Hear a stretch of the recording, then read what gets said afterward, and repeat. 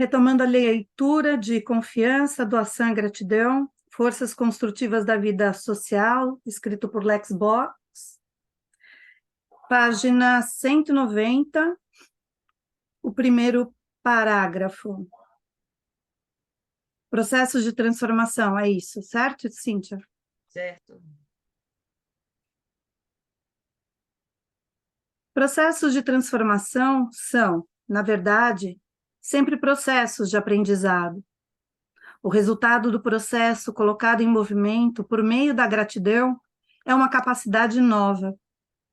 Nesse processo, nós nos deparamos com um princípio que foi descoberto por antropólogos e que já descrevemos no capítulo 2 desta segunda parte. O presente recebido precisa permanecer em movimento. É no movimento que ele é consumido. Nesse aspecto, os contos de fadas, que contêm um grande teor de sabedoria, podem ensinar-nos muito. Um tema que sempre retorna em muitas variações é aquele do jovem que está a caminho de executar uma tarefa importante, por exemplo, libertar uma princesa encantada. No caminho, ele é detido por animais que necessitam de sua ajuda. Pássaros numa rede, um peixe no leito seco, uma lebre na armadilha. Mesmo estando com pressa, pois precisa chegar ao castelo ainda antes da lua cheia, ele ajuda os animais.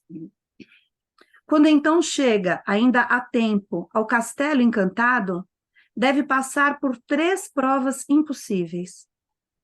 Mas agora, os animais o ajudam nisso. Os pássaros colecionam as sementes jogadas. O peixe busca o anel do leito do lago profundo. A lebre busca a erva da vida no país longínquo. Os animais lhe presentearam um obstáculo. E o jovem lidou de tal forma com isso que daí se desenvolveu uma capacidade representada para ele pelos animais. Com essa nova capacidade, ele pode passar nas 3 provas e realizar sua tarefa. O resultado do processo de transformação é uma capacidade que pode ser presenteada. O processo de doação continua. O aprendiz passou de companheiro a mestre e agora pode, por sua vez, formar aprendizes. Os alcoólatras que participam do processo em 12 passos num grupo AA, Alcoólicos Anônimos, experimentam um profundo processo de transformação. Em seu 12º passo, quando superaram sua dependência, eles juram colaborar com outros alcoólatras em programas do AA. É com razão que esse processo de transformação não tem remuneração alguma. Os custos efetivos das reuniões são igualmente distribuídos entre os participantes. O processo de aprendizado em grupos desse tipo tem sua própria dinâmica e seu resultado não é previsível. Quem paga por uma terapia desse tipo sugere a si mesmo, com isso, que já providenciou a compensação, mas nesse caso, isso só ocorre mediante trabalho exaustivo e doação adiante. Pagamento também desperta expectativas, como agora eu também quero algo por meu dinheiro. Com isso, porém, são feitas exigências ao terapeuta, bem como ao grupo. Caso em que, na verdade, trata-se exatamente das exigências que a pessoa faz a si mesma. Com essa constatação, não se quer dizer, de modo algum, que toda terapia deva ser grátis. Os terapeutas também precisam de algo para o seu sustento. Contudo, o elemento financeiro precisa ser tratado com muita cautela em relacionamentos desse gênero. No capítulo 3 desta segunda parte, já falamos sobre isso. E no capítulo 8, voltaremos ao assunto. Alguém quer comentar alguma coisa nessa parte? Posso seguir. 3. O nível mais elevado em que podemos descrever esse processo é o dos discípulos que caminhavam com Cristo pela terra. Eles dificilmente conseguem compreender com sua consciência a dádiva que receberam por esse meio. Nos 40 dias entre a Páscoa e a Ascensão, acontecem diariamente conversas de ensinamento entre o ressurreto e os discípulos. Em virtude disso, eles despertam para a tarefa que os espera e crescem as forças para cumpri-las. Após um tempo do mais profundo luto e abandono entre a Ascensão e Pentecostes, neste dia, por fim, a luz se faz presente e eles começam com sua grande tarefa. Com isso, na verdade, já passamos ao terceiro passo, ao de retribuir ou doar adiante o que amadureceu como consequência desse trabalho interior. No fim desse caminho, em que o receptor da dádiva se apropriou dela, transformando-a, e com isso, transformando a si mesmo, está uma nova capacidade que pode ser presenteada. Pode-se constatar facilmente que quem vivencia esse processo como pessoa principal estabeleceu uma relação pessoal e moral com aquilo que, agora, ela pode doar adiante.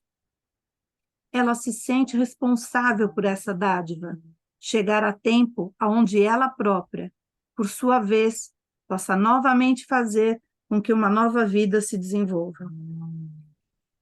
Antes de doar, observará cuidadosamente onde pessoas necessitam de sua doação e talvez até expressem essa necessidade. Quais necessidades as pessoas sentem? O que elas dão a reconhecer a respeito disso, em primeira linha, muitas vezes tem a ver mais com desejos ou com o que o mundo exterior, por exemplo, a propaganda, sugere como necessidade.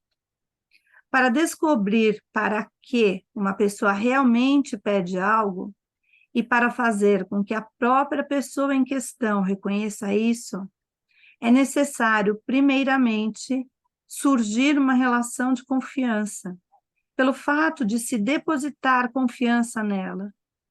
Nesse tipo de relação, o outro pode, arrisca, mostrar algo de seu próprio ser, ou, para falar de outra forma, algo de seu próprio ser é despertado. Nesse caso, perguntas mais essenciais também podem entrar na consciência, vindo a ser expressas.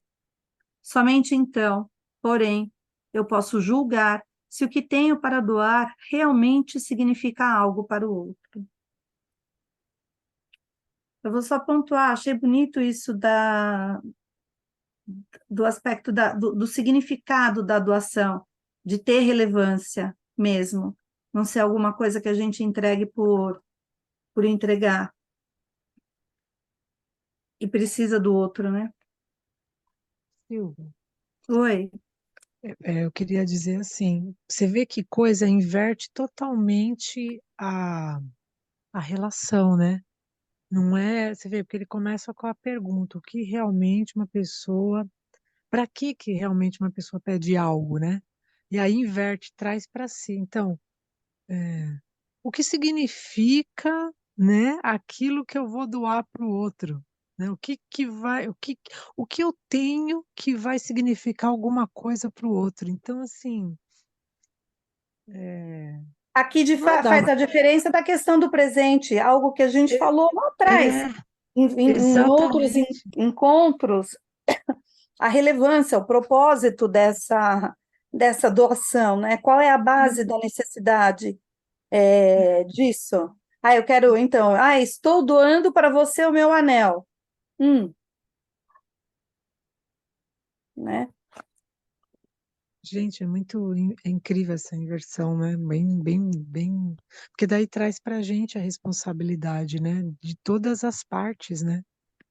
Do que Sim, eu vou me, seja um presente, né, que vamos dizer assim, uma coisa nova, ou uma coisa que assim, eu vou doar de que eu tenho já, né, vamos dizer assim, já não é, já é usada, né.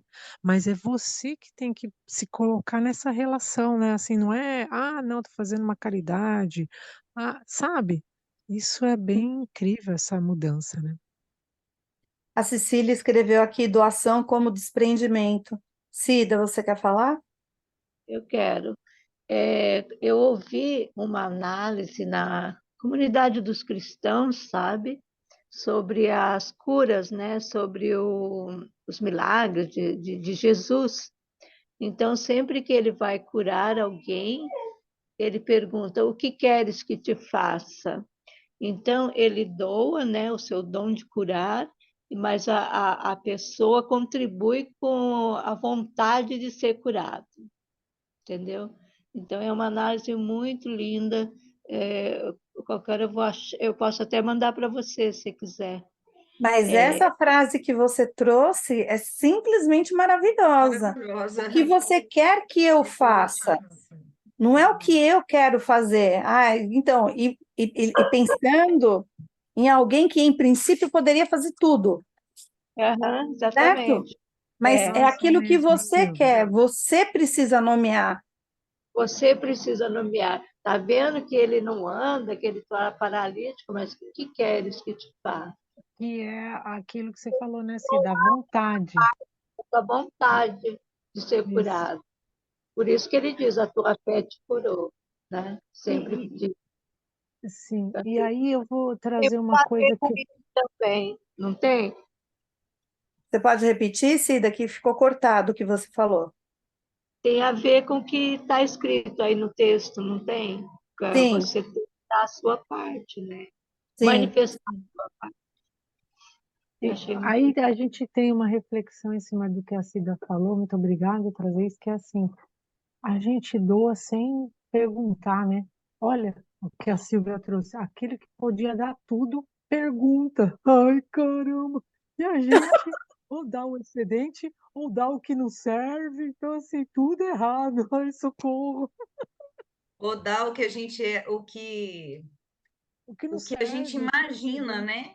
o Que o que a gente outro vai, um queira. presente, não pergunta, né? Imagina, Silvia, essa imagem que você pensou, o que podia dar tudo, o que sabe tudo, ele sabia que o outro precisava, mas volta para o outro assim, ó, posso testa que será atendido. Sua fé te curou, né, Silvia? Obrigada. Quantas vezes a gente já não ouviu, ou nós mesmos já não tenhamos falado, utilizado a frase, e a Cíntia também, porque nós estamos lendo alguma coisa que está talvez aprofundando algo que nós já vimos no passado nesse mesmo livro, certo? Então, a Cíntia trouxe a imagem, não sei se vocês se lembram, da nossa viagem em Israel, que ela foi oferecer alguma coisa para alguém, acho que foi ela mesma, né? Mas que teve esse processo da oferta e teve a recusa do outro. Eu tive uma situação em que eu ouvi a pessoa, e uma pessoa que eu estimo, que eu gosto muito, de ficar indignada. A gente oferece, agora não é qualquer coisa que as pessoas aceitam. Elas têm demandas, elas falam o que elas querem. E olha como. E há poucos dias eu vivenciei uma situação de uma pessoa que está sempre solicitando, pedindo coisas no bairro da minha casa, e naquele dia eu podia. E eu entrei numa loja, comprei alguma coisa e fui entregar para ele. Quando eu entreguei para ele, ele me respondeu: eu já tomei um café e eu estou satisfeito, oferte para outra pessoa que tenha fome. Sabe? Então, é isso. Existe uma dignidade naquilo que eu preciso como um processo de doação. E eu preciso nomear o que pode ou o que eu necessito que seja doado para mim naquele momento. Não o outro assumir que é aquilo que eu estou precisando. Cecília? Então, com relação à doação, que eu falei um desprendimento, né? Toda a minha coleção científica, né? Eu não consigo doar, porque eles alegam que tem tudo na internet, tem tudo no Google, tem tudo. Então, assim, é como você falou, saber o que quer, se é necessário, né? Então, frustra às vezes, né? Você ter uma ideia de querer doar e não ter para quem dá. Então, você foi dar o café, a pessoa, não, já tomei. Aí eu quero dar toda a literatura, não, tem tudo na internet. Então, é difícil isso, né? Mas se eu for vender, eu consigo, porque aí eu vou lá para esses programas de venda, eu não sei o nome, eu não sei nem fazer isso, mas tem quem faça, XP, XL, sei lá o que é, que vende. Então, eu não vou fazer isso, não sei, não quero, não. Mas é uma situação, né? De que o doar tem que ter a contraparte, né? Quem é que quer receber. Então, existe isso, né? Então, não tendo, Quem quer receber e se precisa daquilo que vai receber. Eu acho que isso que é, né? É isso mesmo que vai me ajudar. Posso dar sequência à leitura? Sabe, com relação aos moradores de rua, a doação da sopa, que várias instituições fazem, inclusive eu fiz muito pela Casa Espírita e tudo, quando você chega debaixo do viaduto, e se já passou alguma outra entidade católica, evangélica, que já doou, eles falam, não, eu já passou aqui a pessoa, eu já recebi, muito obrigada. É muito interessante isso, bem legal. E olhar lindo para o outro, né? A coisa do excesso. Quantas vezes a gente olha para a nossa geladeira e aí você fala, meu Deus, o que que eu faço com tudo isso? E eles, que nem geladeira tem, eles olham para aquilo lá, não tenho nada, e o que vem, eles falam, não, eu já recebi o suficiente. Parece que a palavra suficiente, ela nos afasta da palavra abundância. E será que suficiente e abundância não caminham juntas? Abundância não é o exagero, não é a sobra, mas é o necessário, né? Eles não pensam em guardar para comer depois, você percebe? Eles são, Sim. é o que tem para hoje e é que Deus proverá, sei lá, o amanhã, não sei, eu acho que é isso, inconscientemente, né? Uhum. Obrigada, Cida. Podemos agora, antes de dar início na próxima leitura, eu só vou mostrar aqui, caso quem esteja acompanhando a nossa leitura, vai aparecer um gráfico, e o gráfico tem esse formato. Eu vou tentar, como fala? Discriminar o gráfico, mas quem pode ver. Podemos agora representar esquematicamente como segue o processo contínuo do doador para o receptor e, após um período de transformação, adiante para o próximo receptor. Então, nós temos duas linhas em formato de curva, uma que se inicia na parte superior e vem para a parte inferior, e assim sucessivamente, como se fossem ondas, e outra que vem da parte de baixo e se cruza a essa linha que iniciou por cima, e com isso fazendo um movimento de onda também no sentido contrário. Nós temos na parte superior doar, e uma linha que separa de receber, perceber e perguntar. Depois temos uma área preenchida com as palavras gratidão, transformação da dádiva. Depois, novamente, numa outra parte, doar, separado de receber, perceber e perguntar na parte inferior. E o esquema está trazendo pessoa A, pessoa B e pessoa C. Esse processo é tão arquetípico que também o reencontramos no processo comercial de compra e venda. Então, ele parece assim. E eu vou mostrar o esquema novamente. Ele parece assim. Para quem estiver seguindo a leitura, eu não vou tentar descrever, porque eu achei que eu descrevi muito mal. Então, ficam com a imagem. Se procurarmos uma metáfora, desculpe, no gráfico, aonde estava doar e receber, agora a gente tem vender e comprar. Aonde estava no gráfico anterior perceber e perguntar, nós temos agora pesquisa de mercado e questionamento. Na área em que está escrito gratidão e transformação da dádiva, nós temos consumir e, com isso, estar pronto para a produção. E, uma vez mais, no local de doar e receber, vender e comprar, e onde está perceber e perguntar, pesquisa de mercado e questionamento. Se procurarmos uma metáfora para esse processo, nós a encontraremos na natureza. As sementes são presenteadas à terra, num local que se oferece para isso, onde a semente cai em solo bom. A terra transforma as sementes e libera a planta que reside ali dentro, fechada. As frutas podem ser presenteadas e, com o germinar encerrado nelas, começa um novo ciclo. A tarefa de liberar dádivas para uma atividade reconhecida no mundo antigo. Os romanos denominavam o anjo da guarda de uma pessoa com os seus gênios, gênio.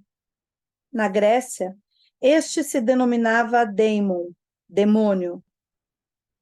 Autores antigos contam, por exemplo, que Sócrates tinha um demônio que se anunciava quando ele estava prestes a fazer algo que não combinava com sua verdadeira maneira de ser. Acreditava-se que cada um possuía seu gênio, que podia ser cuidado e desenvolvido. Apuleio, um autor romano do século II, escreve em seu tratado sobre o demônio gênio que em Roma era costume oferecer um sacrifício ao próprio gênio no aniversário.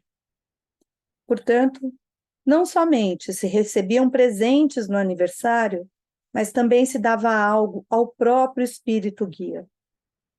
Sendo assim honrado, o gênio tornava o seu ser humano genial, o que significava potente sexualmente, criativo nas artes e talentoso no espírito.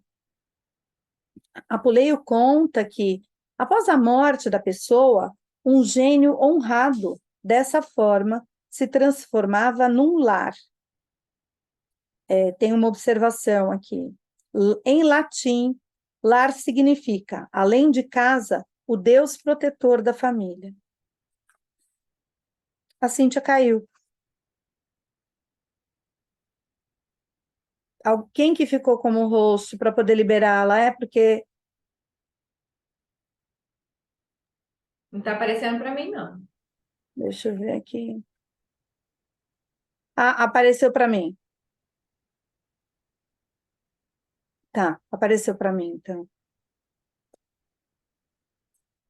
Eu vou reler o último parágrafo da página 193, tá? Apuleio conta que, após a morte da pessoa, um gênio honrado dessa forma se transformava num lar. Observação: em latim, lar significa, além de casa, o Deus protetor da família. Num espírito doméstico protetor. Se, no entanto, alguém descuidava de seu gênio, após a morte do ser humano em questão... Ah, ela voltou. Se, no entanto, alguém descuidava de seu gênio, após a morte do ser humano em questão, aquele que se transformava em larva ou em lêmure, num espírito amaldiçoado, irrequieto e problemático, que se alimenta de tudo o que é vivo. O gênio ou demônio vem até nós quando nascemos, trazendo em si a plenitude de nossas capacidades ainda não desenvolvidas. Ele quer oferecê-las a nós quando crescermos e nos decidirmos a aceitar essas dádivas, o que significa realizarmos trabalho interior a seu serviço. O gênio necessita de nós, pois nós podemos libertá-lo na medida em que trabalhamos em suas dádivas. Quem não faz esse favor ao seu gênio, deixa-o na escravidão ao morrer. Gente, aqui me remete ao conto de fadas do Aladim, que a gente esfrega a lâmpada, se a gente pensar que essa lâmpada que nós estamos esfregando somos nós mesmos, num processo de nos libertar, ou de libertar esse gênio com o qual nós nascemos, para que ele, né, nos ajude ou se liberte para que a gente venha a ser a maravilha que a gente, sei lá, que o destino colocou, ou que as forças do nascimento trouxeram para a gente. Gente, isso também me veio também, você vê aquele livro lá do Prokofiev, O Significado Oculto do Perdão, Nossa, eu peguei esse que, livro. que tem, o pessoal da Eleb está estudando também na sexta-feira, né? Tem Uhum. uma outra equipe, né, estudando. Que, gente, é isso. Ai, caramba, meu Deus. A gente precisa, como é que fala? Eles falam redimir, né? Isso. Conforme a gente vai acomodando, né, esses talentos que eles querem que a gente, em ações, coloque para fora, a gente vai redimindo essas forças maléficas, vamos dizer assim, né? E aqui, você vê, é um gênio, né? E É um gênio. eu tava pensando aqui, porque eu tenho uma menina, né, uma filha, e assisto desenho infantil, né? Quantos desenhos infantis? Porque pensando, você falou do Aladim, mas tem tantos, aquele Viva a Vida, vocês já assistiram, gente? Eles trabalham a festa, a vida é uma festa, ou Viva a Vida. Ah, o Eles do trabalham com essa menininho idade. que a avó morre, alguma coisa? É É, o isso, é mexicano. que tem dois, é o Ah, mexicano, tem dois mexicanos, né? Mas assim, eles trabalham com essa imagem aí. Então eu falei, meu Deus, né? E é hora individual, hora da família, então é incrível isso, né? É muito bonito isso. É um arquétipo mesmo, né? sim. Cíntia caiu de novo e eu sou a host de novo, mas já percebi que ela entra e sai quando ela quiser. Então, vamos lá. Quem se esquece de seu gênio é um narcisista. Pensa que seus dons se originam nele mesmo.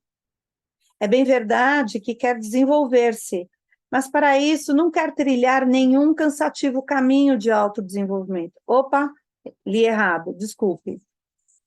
É bem verdade que quer desenvolver-se, mas para isso não quer trilhar nenhum cansativo caminho de desenvolvimento.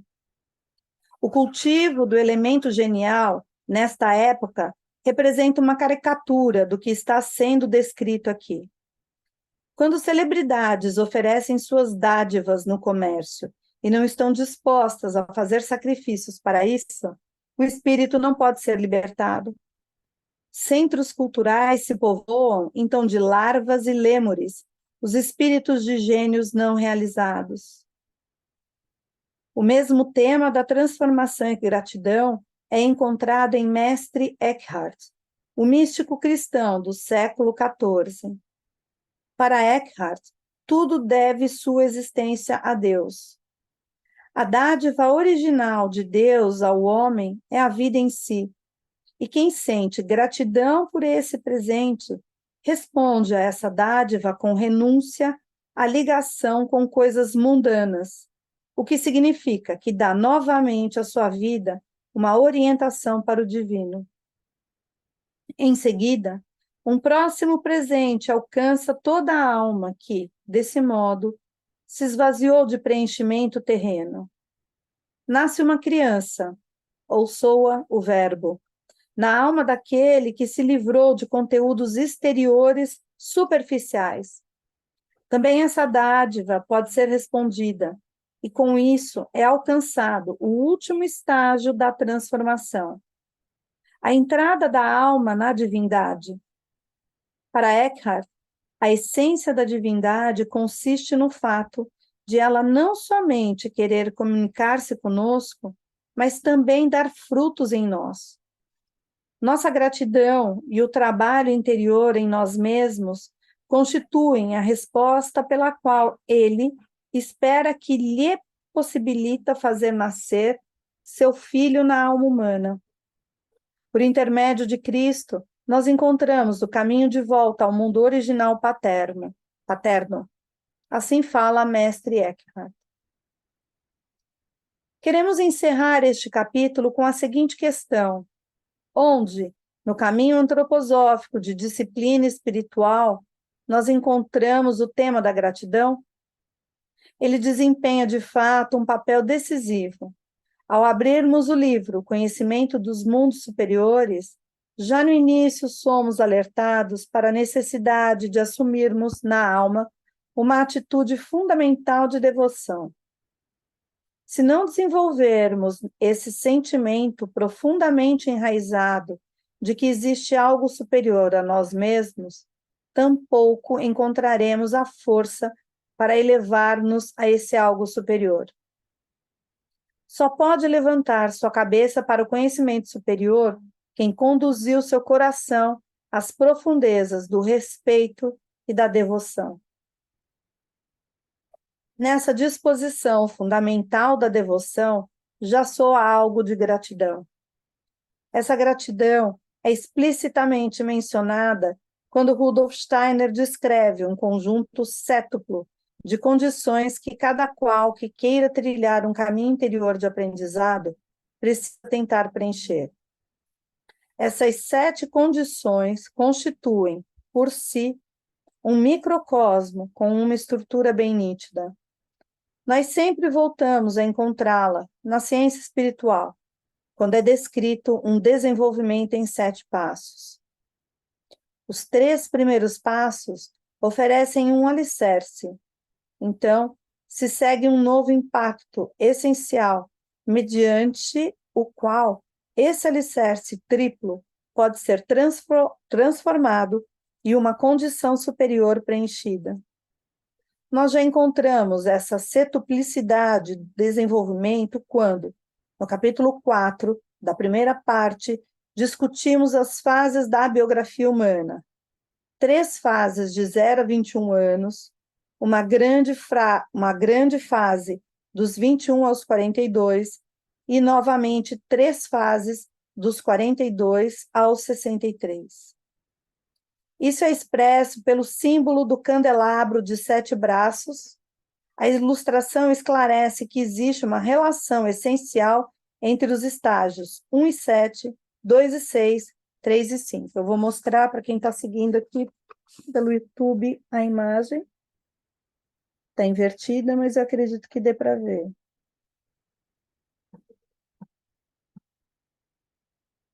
Deu para ver, André? Sim, Tá. obrigada.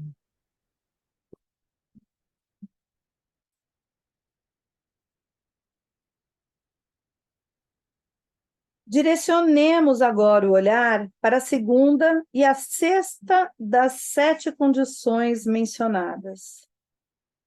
A segunda condição diz que precisamos sentir-nos parte de toda a vida. Tudo tem a ver comigo, tudo está ligado a mim. O homem moderno se sente efetivamente fora do mundo. As coisas acontecem, para sua percepção, fora dele mesmo. Agem sobre ele como fatores externos, mas, na verdade, nada tem a ver com ele. Seja em se tratando, nesse caso, de acontecimento natural, de revoluções e tensões políticas, de inflação e desemprego, ou então do comportamento dos próprios filhos, do parceiro, dos alunos, dos superiores, das personalidades dirigentes. Tudo isso é sentido como algo pelo qual não somos nem responsáveis e nem mesmo culpados. Algo que, no fundo, nada tem a ver conosco, mesmo que nos atinja.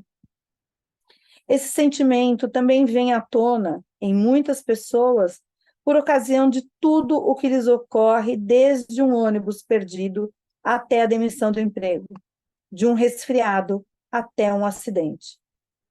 O destino vem de fora até mim, mas não tem, de fato, a ver comigo. Esse sentimento de vida exclusivista, representado aqui de maneira um tanto exagerada, precisa ser radicalmente transformado em direção a um que seja inclusivo. Gente, isso é totalmente biográfico. É totalmente tudo a ver, né? Totalmente tudo a ver. Ai, meu Deus. Nossa, e a cabeça aqui explodiu como pipoca. Quando a gente tem lá atrás a imagem de que a Terra é o centro do universo, que foi a primeira ideia, né? O planeta Terra era o centro do universo e tudo girava em torno da Terra. Ou seja, a força que o homem, entre aspas, tem de se colocar no centro de tudo, afastando a inter-relação, como se tudo que tivesse fora estivesse a seu serviço, mas não que esteja entrelaçado a si. Aí, quando isso muda e o Sol passa a ser o centro, com todos os outros planetas girando no entorno, e a gente traz a imagem do Cristo e coloca a imagem do Cristo nesse Sol, o processo da biografia, da retrospectiva da biografia, me parece percorrer esse caminho, para que eu saia de um aspecto terra, entre aspas, sentindo que tudo gira ao meu redor e eu não tenho a possibilidade, né, de trabalhar com essas forças, né, me coloco nessa posição exclusivista e fazer uma caminhada que me coloque numa posição de sol, que eu consiga reconhecer o Cristo que há em mim e, a partir desse reconhecimento, ver que tudo aquilo que gira no meu entorno também sou eu, também tem causa e efeito a partir da minha atuação, seja da minha atuação pelo sol, seja da minha atuação pela própria sombra, né? E a fala estava na hora errada e no lugar errado. Cecília, eu acho que essa frase ela dá pano para manga. Não sei se o lugar para a gente falar sobre essa frase é aqui, mas eu, em princípio, Silvia, indivíduo, tentando ser solar, diria para você que a gente está sempre no lugar certo, na hora certa, porque tem alguma coisa relacionada daí ao karma que me coloca, por exemplo, no centro de uma explosão ou numa região com um maremoto. Quer dizer, vamos pegar a coisa das catástrofes, tá? Para não ir num aspecto tão... eu ia dimensionar, mas eu não quero dimensionar, na relação entre as pessoas, no mal que uma outra pessoa pode causar a mim. Aí eu já vou, sabe, eu já traria nesse contexto a questão do karma. O que aquelas duas individualidades, por exemplo, precisavam resolver para estar diante, né? Uma fazendo mal à outra, se eu for... Isso pode não justificar, mas eu acho que ela me coloca no centro da minha vida. Ô, Silvia, mas isso também faz sentido para mim, Cecília, eu já estou tomando sua pergunta para mim também, porque assim, a gente leu, né? Você leu aí o negócio dos Daimon. Então, um Daimonzinho Sim. mais mal resolvido vira um Daimonzinho junto com o outro mal resolvido que já faz aquela egrégorazinha lá, e todo mundo que está embaixo desses Daimonzinhos aí combinaram junto para estar junto nessa catástrofe, sei lá, entende? A gente vai gerando esses negócios. E outra coisa que eu acho que você falou legal, nossa, eu escrevi aqui, né? 7 condições. Então, do 0 aos 21, 3 etapas. Olha só o que você falou. Do 0 ao 21, a gente é a Terra, e nós somos o centro lá. Ah, beleza, meu umbigão Tipo... fundamental. Uhum. Meu umbigão do mundo, né? Dos 21 aos 42, opa, agora eu percebo, né, que eu tenho que Tem fazer um alguma caminho a ser coisa, trilhado. tal. Tem um caminho, e dos 40, se eu faço bonitinho dos 21 aos 42, aí quando eu estou nos 42 e 63, aí eu já realmente faço essa outra parte, que são as 3 etapas para, né, respeito e gratidão, né? Primeiro tem que ter a devoção.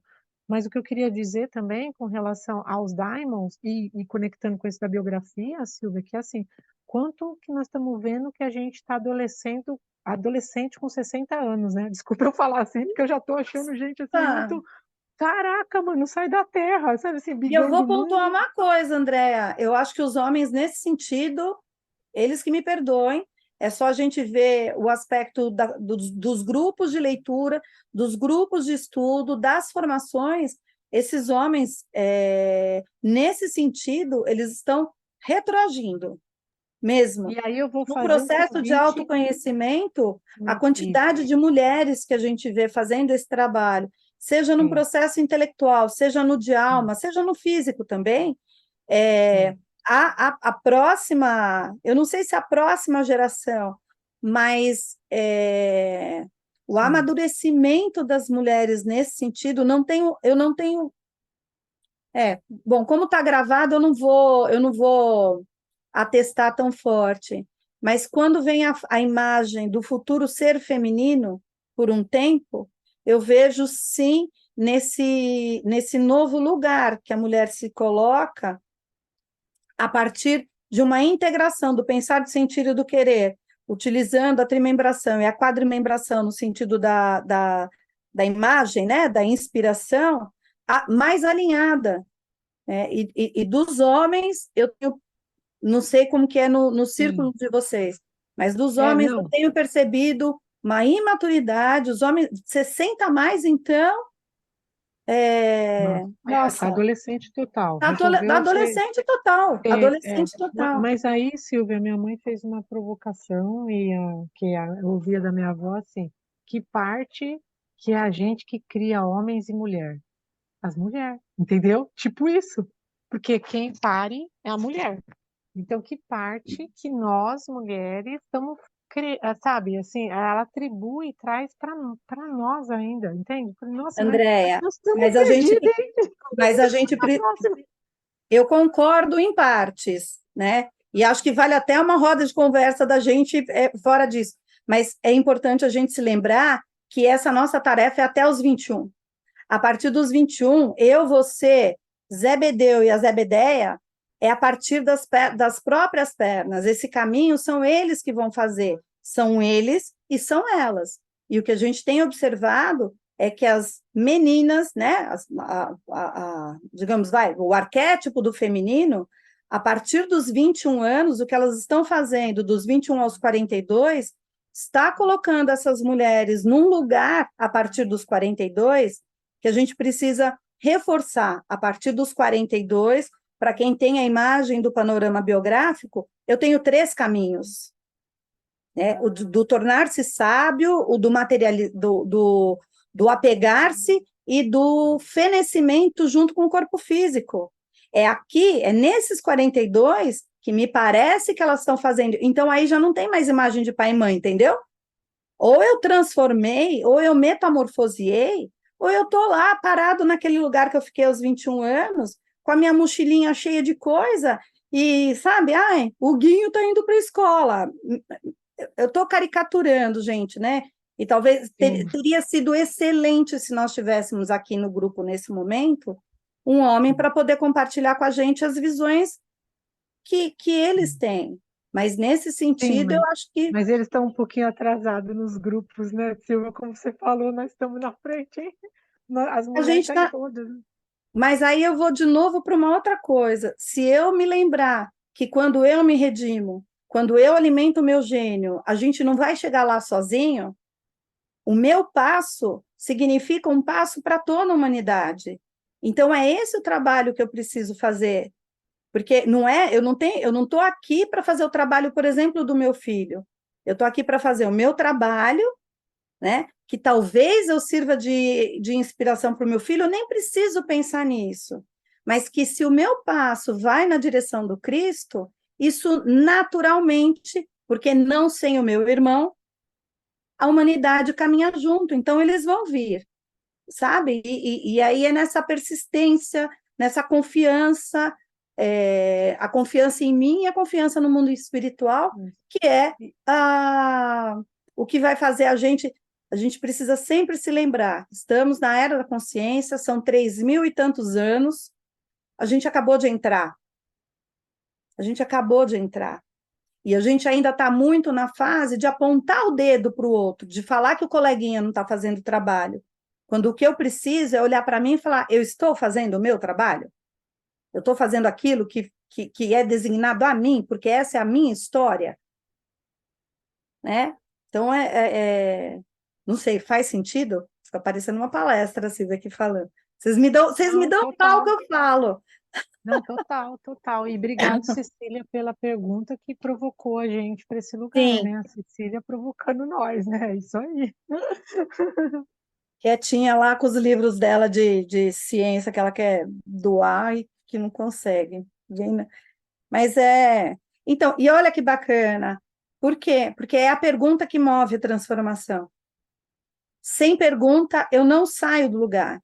Se eu tenho a pergunta, e essa pergunta é interna, é a partir dela que eu vou ou ficar no incômodo, tem gente que fica com a pergunta a vida toda e não responde, e tudo bem, é o caminho da pessoa, mas é só a partir das perguntas que a gente gera um movimento, e é só a partir desse movimento que eu tenho a possibilidade de gerar transformação. Sim, mas é aquilo que você falou, Silvio. Cristo, que sabe tudo, fez pergunta. Você quer o O quê, Cristo pior? que sabe tudo fez pergunta. Gente, o que você falou é tudo, né? Ou seja, ele faz aí a vontade do pai, né? Porque se a gente sabe, a vontade tá com o pai, então fala aí, se mexe aí. Porque eu Uhum. faço tudo e eu quero que você faça a sua parte. Gente, muito boa essa imagem. Esse encontro valeu por isso. Eu falei que socorro. Olha o que ela falou para nós. É ele atuando. Pronto, é ele atuando mesmo, né? Bom, retomando a leitura na página 196. Eu vou retomar mesmo. Direcionemos agora o olhar para a segunda e a sexta das 7 condições mencionadas. A segunda condição diz que precisamos sentir-nos parte de toda a vida. Tudo tem a ver comigo, tudo está ligado a mim. O homem moderno se sente efetivamente fora do mundo. As coisas acontecem, para sua percepção, fora dele mesmo. Agem sobre ele como fatores externos, mas, na verdade, nada tem a ver com ele. Seja em se tratando, nesse caso, de acontecimento natural, de revoluções e tensões políticas, de inflação e desemprego, ou então do comportamento dos próprios filhos, do parceiro, dos alunos, dos superiores, das personalidades dirigentes. Tudo isso é sentido como algo pelo qual não somos nem responsáveis e nem mesmo culpados. Algo que, no fundo, nada tem a ver conosco, mesmo que nos atinja. Esse sentimento também vem à tona em muitas pessoas por ocasião de tudo o que lhes ocorre, desde um ônibus perdido até a demissão do emprego, de um resfriado até um acidente. O destino vem de fora até mim, mas não tem, de fato, a ver comigo. Esse sentimento de vida exclusivista, representado aqui de maneira um tanto exagerada, precisa ser radicalmente transformado em direção a um que seja inclusivo. Este mundo é um único todo. Tudo está interligado, e eu constituo uma parte disso.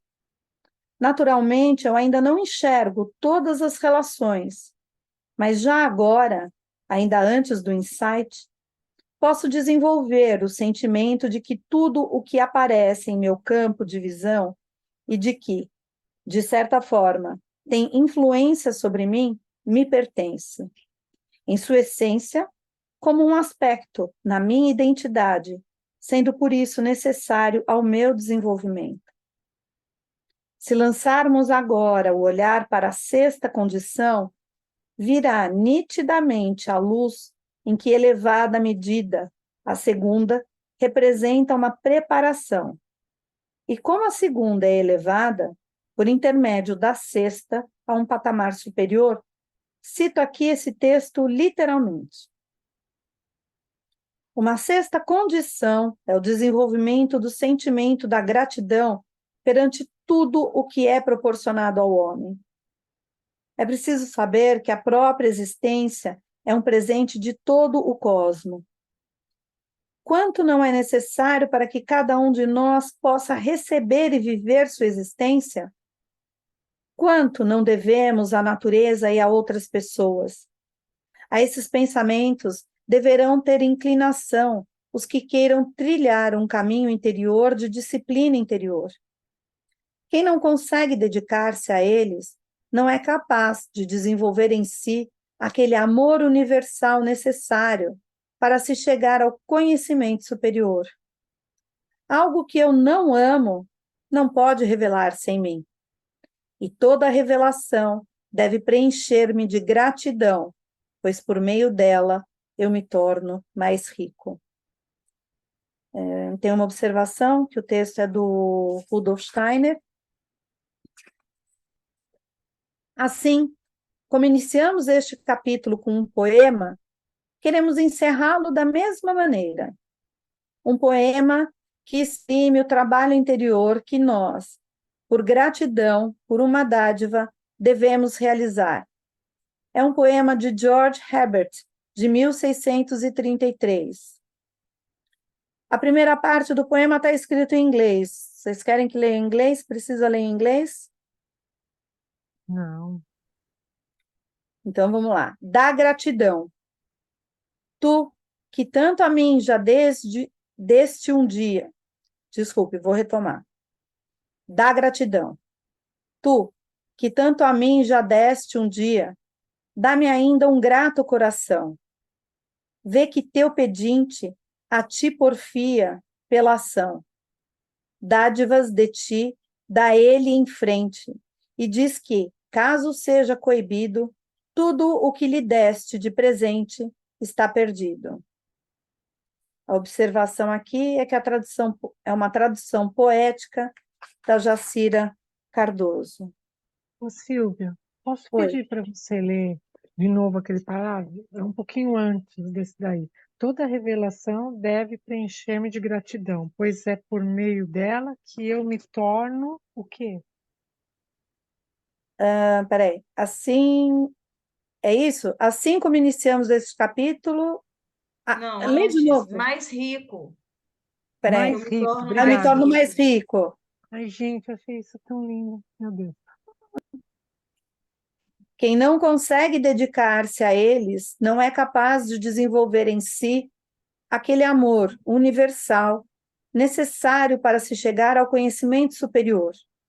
Algo que eu não amo não pode revelar-se a mim. E toda revelação deve preencher-me de gratidão, pois por meio dela eu me torno mais rico.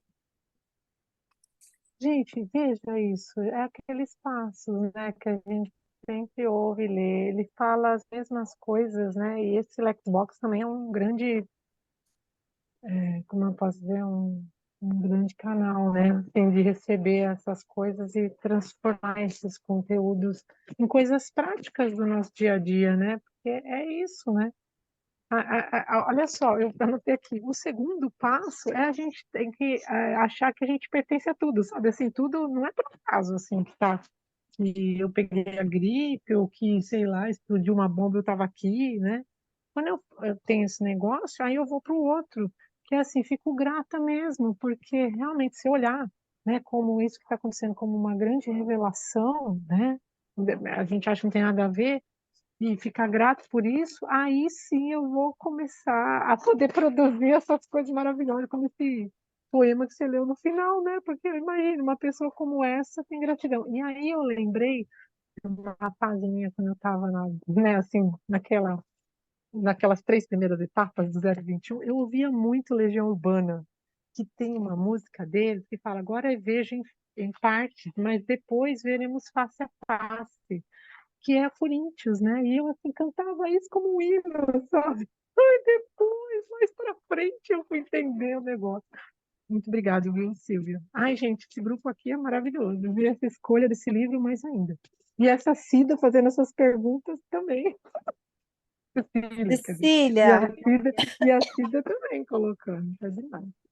muitas vezes, eu não entendi isso. Muitas vezes precisamos ser gratos também por não fazer parte, por não ter o conhecimento, eu não entendi. Talvez aqui seja ser gratos por não ter o conhecimento de que se faz parte, é isso? Assim, mesmo não compreendendo, ser grato. Acho que sim. Acho que sim, faz sentido. Para mim faz sentido isso que você colocou. Queridas, podemos encerrar? Cíntia, você vai ler? Podemos, gente. Leio. Desculpa, a internet esses dias aqui tá péssima. Eu perdi, assim, vou ter que ler esse capítulo, porque eu já vi que ele é muito bom, mas eu me E Muito perdi. você bom. vai ter que assistir Caí a várias gravação, vezes. Assiste a gravação. porque foi muito legal. Muito Pois bom é. hoje, viu, Silvia? Desculpa, Obrigada. mas, né? Vou ler aqui o verso. Compartilha de toda a dor do mundo, mas não dirige tuas forças para onde és impotente, e sim para o próximo, a quem podes ajudar, a quem podes amar e alegrar. E Coloco esse lá no verso tudo grupo, a tá? ver. Depois. Muito bom. Tá ótimo.